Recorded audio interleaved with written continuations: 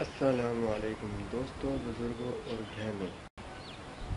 مقصد اس ویڈیو کو بنانا یہ ہے کہ آپ میرے چینل کو ضرور سبسکرائب کریں اور دوسرے لوگوں تک میری ویڈیوز کو شیئر کریں اور لائکس کریں۔ میں آپ کے لیے دعا گو رہوں گا، آپ میرے لیے دعا گو رہیے۔ اللہ پاک آپ کا حامی و ناصر ہو۔ السلام علیکم ورحمۃ اللہ وبرکاتہ۔ آخر زمان کی علامت کبرا یعنی بڑی علامتیں اور ان کے ظہور پذیر ہونے کے دور کو فتنوں کا دور کہا جاتا ہے، اور احادیث کی کتابوں میں بھی یہ باب الفتن میں بیان۔ مسلمانوں اور یورپ میں دو مشہور پیشگوئیاں کرنے والی شخصیات گزری۔ یورپ میں نوسٹراڈیمس اور بر صغیر میں شاہ نعمت اللہ ولی۔ یہ ذہن میں رہے کہ پیشگوئی اور سچی خبر میں بڑا فرق ہوتا ہے، اور اسی لیے نبی کی تعریف یہ کی گئی ہے کہ وہ ایسی خبر دینے والا ہوتا ہے جو کسی اور کے پاس نہ ہو۔ بنی اسرائیل میں ایک وقت میں بے شمار انبیاء گزرے تھے، اور بعض اوقات بہت سارے جھوٹے انبیاء بھی تھے، اور اس وقت عموماً ان کی سچائی کا واحد امتحان وہ خبر ہوتی تھی جو کسی ایک سچے بندے کو دی جاتی تھی۔ اسی عالم میں جب حضرت دانیال علیہ السلام کو بخت نصر کے زمانے میں بابل کے بادشاہ بلتحسار نے خواب دیکھا اور کہا کہ میں اس شخص کو سچا تسلیم کروں گا جو مجھے میرے خواب کے بارے میں بتائے گا، تو بہت سے جھوٹے انبیاء حیران ہو کے کہنے لگے کہ ہمیں خواب بتایا جائے تو ہم اس کی تعبیر تو بتا سکتے ہیں، لیکن یہ کیسے ممکن ہے کہ ہم خواب بتا دیں؟ تب بادشاہ کو بتایا گیا کہ بنی اسرائیل میں تمہارا خواب بتانے والا بھی ایک شخص موجود ہے، اور اس کی تعبیر بھی وہ بتا سکتا ہے۔ اس طرح دانیال علیہ السلام بادشاہ کے دربار پہنچے، اور پھر ان کی رہائی کے بعد بنی اسرائیل کو یروشلم تک آنا نصیب ہوا، اور وہ وہاں آباد ہو گئے۔ یورپ سے پیشگوئیاں کرتا معروف ترین شخص نوسٹراڈیمس فرانس کے ایک یہودی خاندان میں 14 دسمبر 1503 عیسوی کو پیدا ہوا تھا، لیکن اس کے والد نے کیتھولک عیسائیت اختیار کر لی تھی۔ نوسٹراڈیمس نے ابتدائی تعلیم اپنے گھر پہ بزرگوں سے حاصل کی، اور پھر باقاعدہ مدرسے کا رخ اختیار کرنے سے پہلے وہ ادب، تاریخ، فلکیات اور طب کے علوم کا ماہر ہو گیا، اور کچھ ہی عرصے میں اس کی شہرت ایک ایسے طبیب کے طور پہ دور دور تک پھیل گئی جو طاعون کے مریضوں کا روایتی علاج یعنی ان کے جسم سے خون نکالنے پر یقین نہیں رکھتا تھا۔ نوسٹراڈیمس نے طاعون کے لاتعداد مریضوں کو اپنے علاج سے شفا دی، اور اس کے سلے میں فرانس کی حکومت نے اسے تاحیات وظیفہ دینے کا اعلان کر دیا۔ لیکن ان تمام کامیابیوں کے باوجود نوسٹراڈیمس کی بیوی اور دو بچیوں کا 1537 عیسوی میں طاعون سے ہی انتقال ہو گیا، لیکن اس کی دوبارہ شادی کے بعد 6 مزید اولادیں پیدا ہوئیں۔ اس کے گھر کا ایک کمرہ مطالعے کے لیے مخصوص تھا، اور یہی تنہائی میں وہ زیادہ تر وقت گزارتا تھا۔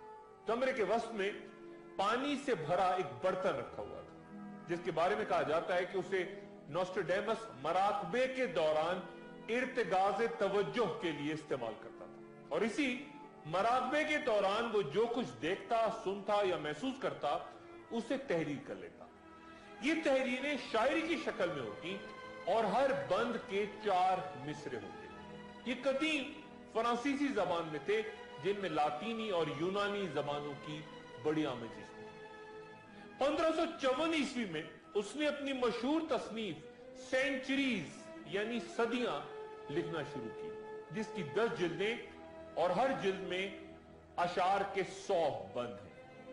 نوسٹراڈیمس کے پیروکار یقین رکھتے ہیں کہ پچھلی صدیوں میں ایسا بہت کچھ ہوا جس کی طرف نوسٹراڈیمس نے اشارہ کیا تھا، مثلا انقلاب فرانس، امریکہ کی دریافت، کینیڈی کا قتل اور ہٹلر کا دور وغیرہ۔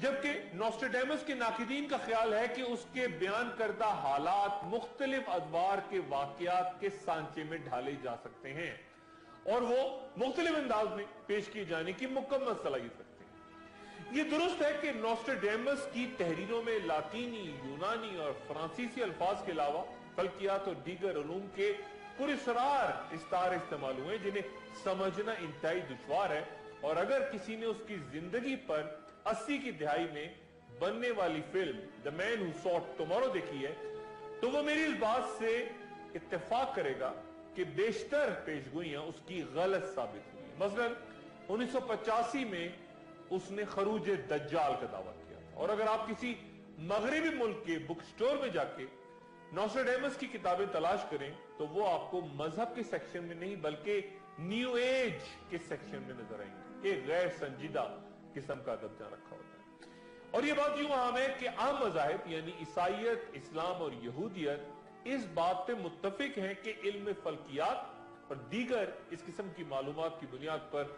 मुस्तकबिल बीनी गलत है।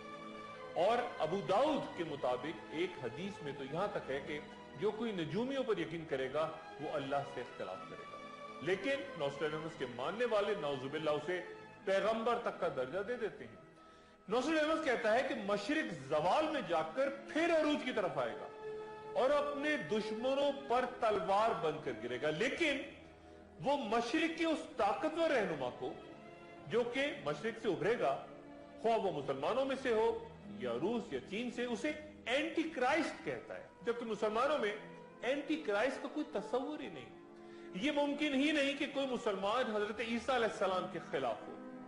फिर नोस्ट्रेडेमस का कहना है कि बड़ी जंग यार्मगेडन 7 साल तक जारी रहेगी और इस दौरान 3 दफा एंटी क्राइस्ट को मुकम्मल तौर पर शिकस्त होगी, लेकिन वो फिर लड़ने के काबिल हो जाएगा। आम बात नोस्ट्रेडेमस ये कहता है कि वो मुसलमान रहनुमा जो इन जंगों की क्यादत करेगा वो मशरिक वुस्ता यानी अरब ममालिक से नहीं होगा, बल्कि तुर्की, इंडोनेशिया, अफगानिस्तान, पाकिस्तान या ईरान वगैरह से यानी अजमी होगा, और वो तमाम यूरोप फतह करेगा। इसी दौरान कुर्तुबा का एक शख्स बगावत करेगा जिसकी वजह से ये सब कुछ होगा, और फिर एक नीली पगड़ी वाला पैदा होगा जो मुसलमानों पर 29 साल हुकूमत करेगा। यूरोप पर इस कब्जे की तारीख उसने 1981 बयां की है जो कि गुजर चुकी है, और फिर वो ये कहता है कि बिलाखिर सुलेमान को शिकस्त होगी। नोस्ट्रेडेमस मशरिक के हर बड़े हुक्मरान को सुलेमान ही कहता है, लेकिन उसकी एक पेशगोई बहुत दिलचस्प है कि यूरोप का एक बड़ा सिपह सालार मुसलमानों को पसपा होने पे मजबूर करेगा, जिससे 2 गिरोह में जंग होगी जो कि दरियाए गंगा पे होगी। और हजरत शाह नेमतुल्लाह वली ने इस बारे में कहा है कि अटक का दरिया खून से भर जाएगा, जहां उनका इशारा यकीनन गज़वा हिंद की तरफ है। दूसरी जंग अजीम के दौरान जर्मनों ने नोस्ट्रेडेमस की पेशगोइयों से मुतालिक पंफलेट्स फ्रांस की सड़कों पर गिराए थे ताकि वहां के लोगों के हौसले पस्त किए जा सके। नोस्ट्रेडेमस तब से एक प्रोपेगेंडे के तौर पे गालिबन इस्तेमाल हो रहा है, और अब तक हर बड़ा वाकया होने के बाद कोई ना कोई रवायत उससे मंसूब कर दी जाती है, एक पेशगोई उसके सामने आ जाती है, और वो हजरत ईसा अलैहिस्सलाम और इमाम मेहदी के बारे में मुकम्मल तौर पे खामोश है। अलामात कुबरा या आखिर ज़मा का जिक्र करते हुए ये लाजिम है कि हम वक्त या जमाने को समझें। अगर हम वक्त को अपनी नजर से देखें तो वो हमें घड़ी या कैलेंडर की सूरत नजर आता है। लोगों की उम्र और एक दूसरे से रिश्ता यानी बाप बेटे या मां बेटी, बड़ा और छोटा भाई, वक्त गोया मुख्तलिफ चीजों की पहचान है। इस वक्त दुनिया में फलसफे के जितने भी नजरियात हैं उनमें वक्त लामहदूद है, यानी कभी खत्म नहीं होगा। जबकि अल्लाह ताला कुरान शरीफ में कई मकामात पे फरमाते हैं कि एक मुकर्ररा वक्त तक। अब इस मुकर्ररा वक्त से क्या मुराद है? क्या इस मुकर्ररा वक्त के बाद भी कोई वक्त है जहां तक जाया नहीं जा सकता? इस सवाल का जवाब कोई इंसान नहीं जानता। फिर हमारा वक्त क्या वो है जिसका जिक्र अल्लाह ताला कुरान शरीफ में फरमाते हैं? और वही है जिसने आसमानों और जमीन को 6 दिनों में पैदा किया, जबकि उससे पहले उसका अर्श पानी पर था, ताकि तुमको आजमा के देखे कि तुम में सबसे बेहतर कौन अमल करने वाला है। यहां जब अल्लाह ताला फरमाते हैं कि 6 दिनों में एक कहकशां बनाई, तो साइंस उसकी वजाहत यूं करती है कि खुदा का एक दिन कमोबेश 1 अरब साल का है। यह मोहतात अंदाजा है। गोया तमाम कहकशाओं के बनने में 6 अरब साल लगे, जबकि एक दिन अल्लाह के नजदीक 1000 बरस का है। और ये कैसे वाज़ेह होगा कि पैगंबर हजरत उज़ैर अलैहिस्सलाम जब नींद से जागे तो फरिश्ते ने पूछा कि आप कितने अरसे सोए? तो हजरत उज़ैर अलैहिस्सलाम ने जवाब दिया कि एक दिन या शायद उससे कुछ ज्यादा। फरिश्ते ने कहा कि वो 100 साल सोए हैं।